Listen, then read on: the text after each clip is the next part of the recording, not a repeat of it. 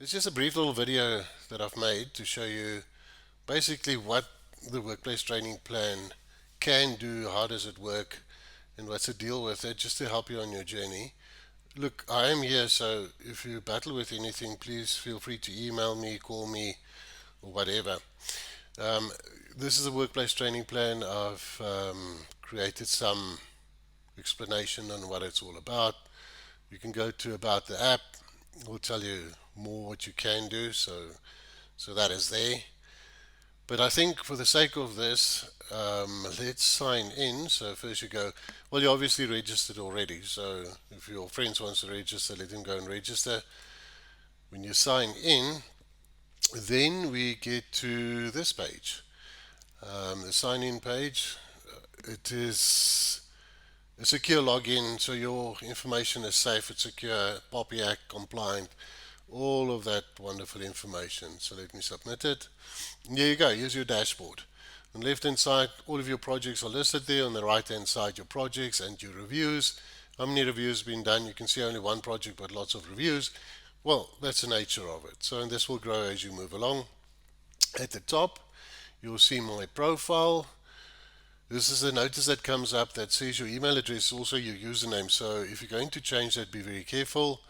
And you need to save the information first and then log in again. So if you choose your username, I suggest stick to it. That is important. That's your email address. The first step is My Mentors. If you go to My Mentors, and I always suggest if you have mentors already available, go and capture them or get them to register. It will make your life so much easier when you start doing your reviews and getting used to the system. You get two types of mentors. You get your project mentors and you get your profile mentors. Your profile mentors means it's mentors that's on your profile, and you can have 4 or 5 whenever you want to. It's also more for your companies where they've got lots of mentors that you can pick from. So it's on your profile. Your project mentors, however, they are on linked to your project. So they would be able to see your project, see your reviews, see what's going for what. That's the difference between the two. It's quite easy. You just go and click and add a mentor and you select, what type. I've captured one already, so here's the information that you need.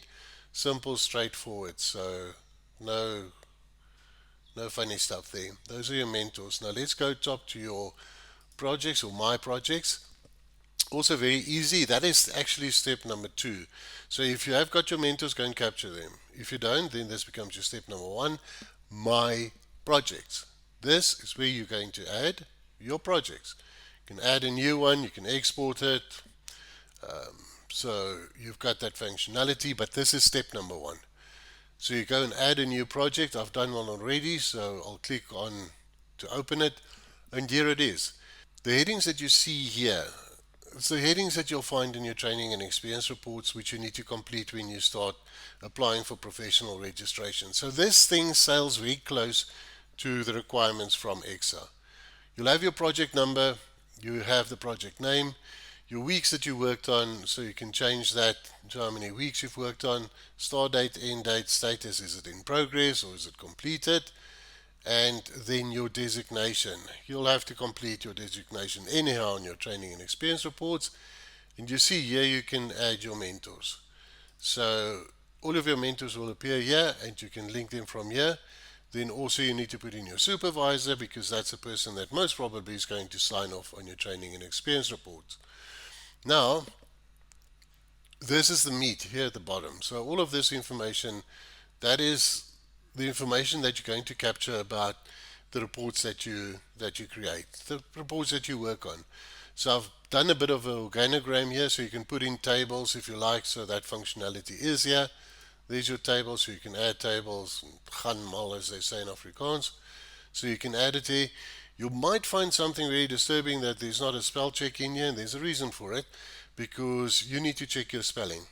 If there's spelling mistakes in your reports that you submit to Excel, they throw it out. So be aware of it. So you capture your activities here, the nature of your activities, the problems that you've solved, the engineering activities, the problems, how you solved them, how you investigated them.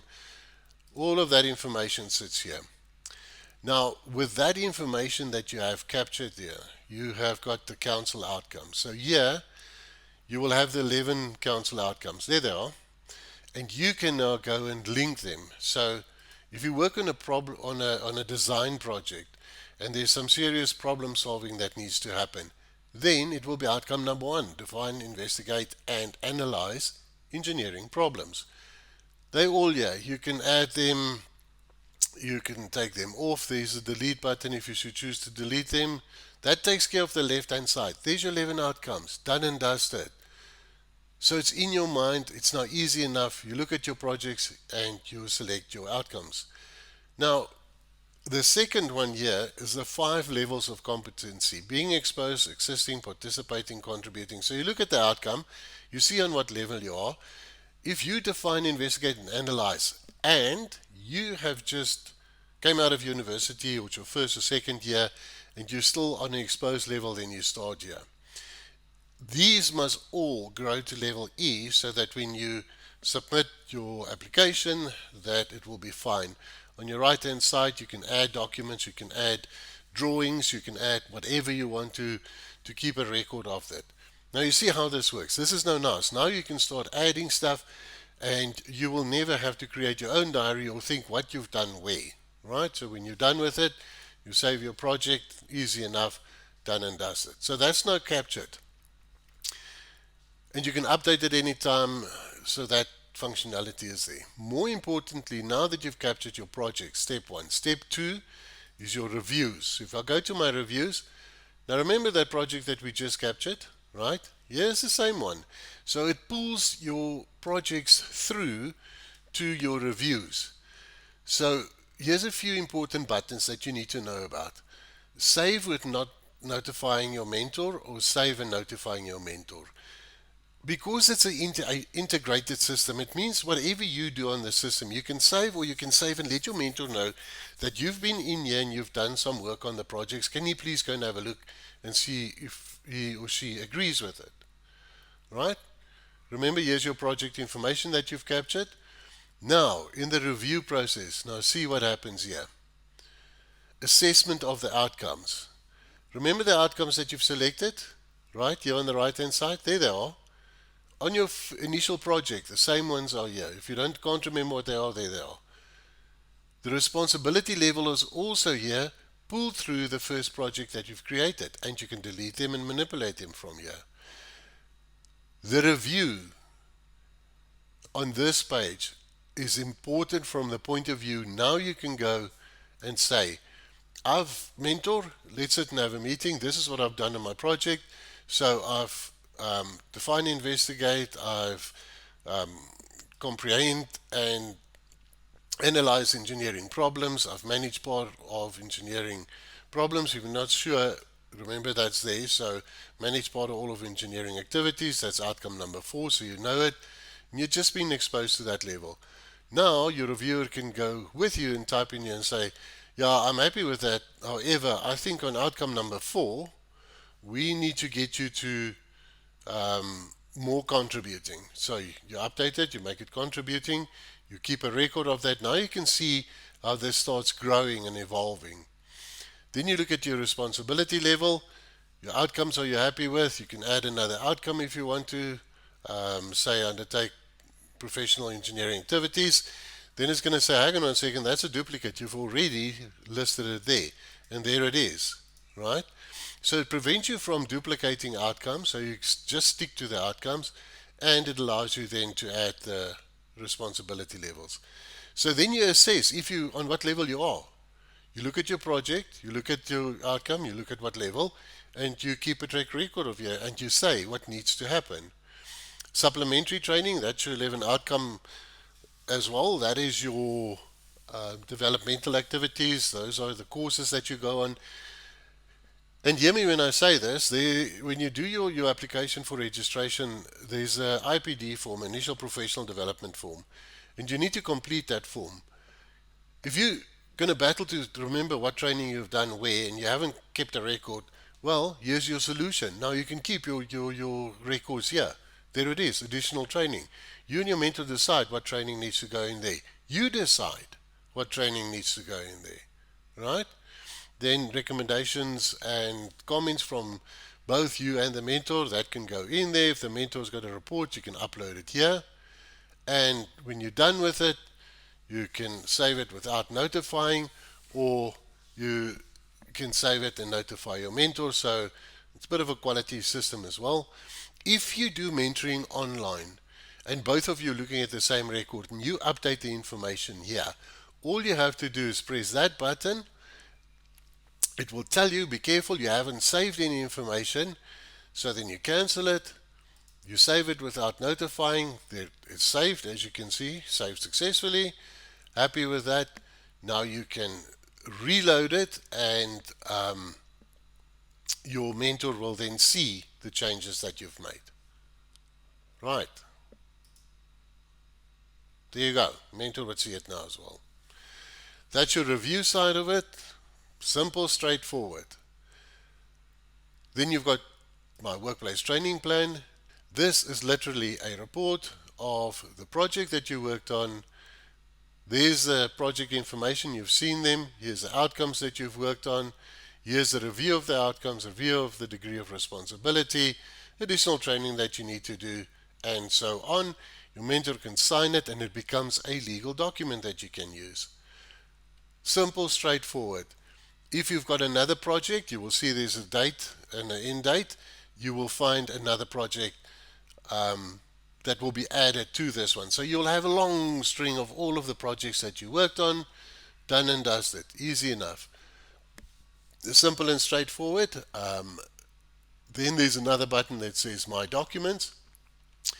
This is all the documents that you've uploaded. So I've put one in there. If you hyperlink it, then you'll go to it. So here you can sort it, you can export the documents, you can do whatever you want, you can search for your documents.